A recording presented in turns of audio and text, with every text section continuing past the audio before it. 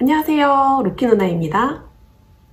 우리 고양이는 지금 스트레스 없이 행복하게 지내고 있다고 확신할 수 있나요?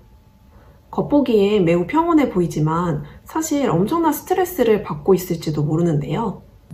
너무나 일상적인 행동으로 보이지만 이것 또한 스트레스의 표현일 수 있습니다. 오늘은 우리 로키를 키우며 겪었던 경험담과 함께 고양이들이 스트레스를 받고 불편함을 느낄 때 하는 행동들에 대해서 알아보려고 하는데요.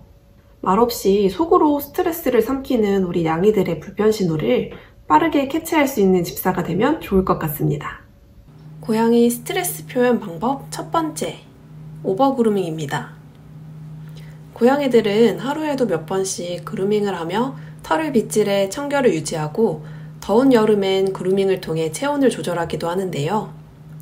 야생에서는 냄새를 숨겨 사냥에 유리하도록 하는 꼭 필요한 행위이기도 했고, 고양이가 유대감을 표현하는 행동이기도 합니다.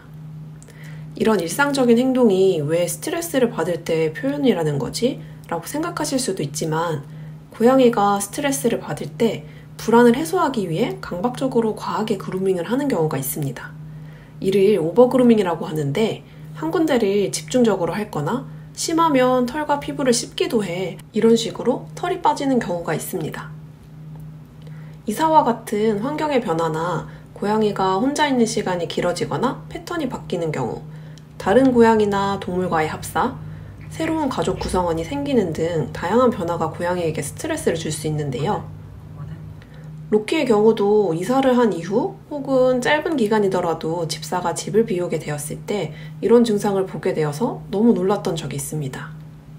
처음엔 털이 동그랗게 빠지는 곰팡이성 피부 질환인 링웜인가 싶어서 병원에 데려가서 검사도 받았지만 링웜이나 다른 피부 질환은 아니었고 스트레스로 과하게 그루밍을 해 털이 빠진 경우였습니다.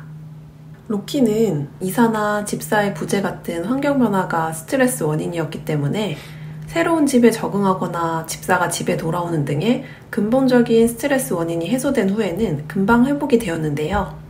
하지만 지속적인 스트레스 요소가 원인인 경우에는 문제가 해결되지 않고 계속 스트레스를 받아 오버그루밍이 지속돼 과하면 넓은 부위 탈모 및 피부 상처로 인해 고양이가 고통받을 수 있습니다. 주로 배, 다리, 앞발을 집중적으로 핥는 경우가 많은데요. 우리 고양이가 뭔가 그루밍을 과하게 하고 부분적으로 털이 과하게 빠진다고 느끼신다면 다음과 같은 스트레스 요소들이 있었는지 확인해 보시면 좋을 것 같습니다. 처음 입양되거나 이사와 같은 환경 변화, 새로운 가족 구성원이 생긴 경우, 보호자가 집을 오랜 시간 비우는 경우, 화장실이 더럽거나 생활환경이 청결하지 못한 경우, 지속적인 소음, 놀라게 하는 큰 소음에 노출된 경우, 생활하는 공간을 안전하다고 느끼지 못하는 경우, 고양이에게 스트레스를 주는 요인들을 미리 알고 미연에 스트레스를 방지해 주시는 게 베스트인데요.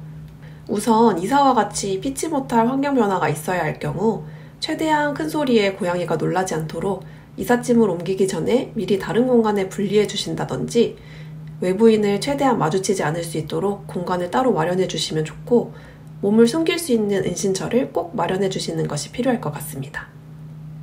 이 외에도 고양이 스트레스 완화에 도움이 되는 영양제인 질켄이나 고양이에게 안정감을 주는 페로몬 디퓨저인 펠리웨이를 통해 스트레스를 낮추시는 방법이 있고 평소에 예민함이 높은 경우 병원 진료를 통해 수의사와 상의하여 안정제를 처방받을 수도 있습니다.